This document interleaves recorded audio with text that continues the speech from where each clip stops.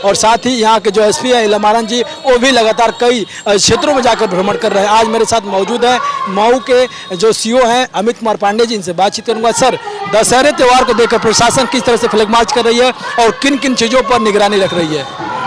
दशहरा बहुत ही महत्वपूर्ण त्यौहार है वर्ष का, और इस समय जो है कि मऊ में हमारे जो पुलिस बल है और जो अतिरिक्त पुलिस बल है उनकी तैनाती की गई है।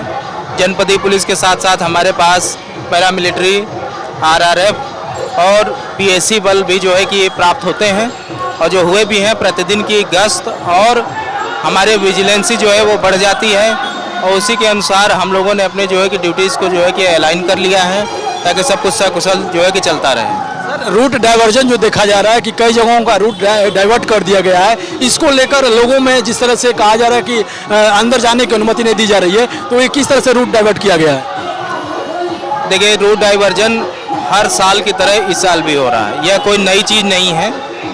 लोगों को ये अच्छी तरीके से, यहाँ के शहरियों को अच्छे से मालूम है कि रूट डाइवर्जन जब भीड़ बढ़ती है, मऊ में जो मुख्य सड़क आप मिर्जा आदिपुरा से लेके और कोतवाली की तरफ जो जाती है, उस पर ही पंडाल के जो है कि कई सारे पंडाल लगते हैं। पहले से ही थोड़ा कंजेस्टेड है, लिहाजा इस पर अगर गाड़ियाँ जाएंगी और बड़ी गाड़ियाँ जाएंगी तो भीड़ और जो श्रद्धालु हैं उनको जो है आवागमन में तकलीफ होगी और दिक्कत भी होगी। तो प्रतिवर्ष के बाद ही इस बार भी डाइवर्जन किया गया है।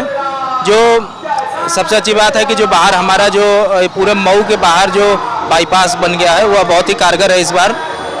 तो भारी वाहन जितने हैं उनको मतलूपुर मोड़ से ही जो है शहर से, जिनको शहर में आने की आवश्यकता नहीं है, अगर गोरखपुर से बनारस जाने के लिए वो बाहर अपना बाईपास पकड़ के जा सकते हैं। देखा जाता है जिस तरह से नवरात्र आता है, दशहरे का पर्व आता है, तो प्रशासन फ्लैग मार्च करती है, तो किन किन चीज़ों को प्रशासन की ज़्यादातर नजरें रहती हैं? सबसे ज़रूरी चीज़ होती है जो पंडालों की जो सुरक्षा है, उसके पुख्ता इंतजाम किए गए हैं कि नहीं किए गए हैं। इस बार हम लोगों ने कोशिश करके सीसीटीवी कैमरे सभी जो पंडाल उसमें लगवाए गए हैं। जो फ्लैग मार्च है वो एरिया डोमिनेशन के रूप में होता है, और यह हमें दिखाने की कोशिश की जाती है कि किसी प्रकार के जो है गड़बड़ी करने की मंशा जो कर रखा है अपने मन में, तो उसे त्याग दे।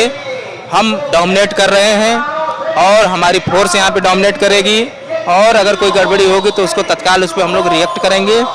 लिहाजा जो इतने असामाजिक तत्व हैं या फिर ऐसे गड़बड़ी फैलाने की जो मंशा रखने वाले अगर हैं, तो इस फोर्स को देखकर उनको समझ जाना चाहिए कि ये किसी भी प्रकार की उनकी जो चीज़ें सफल नहीं हो पाएंगी।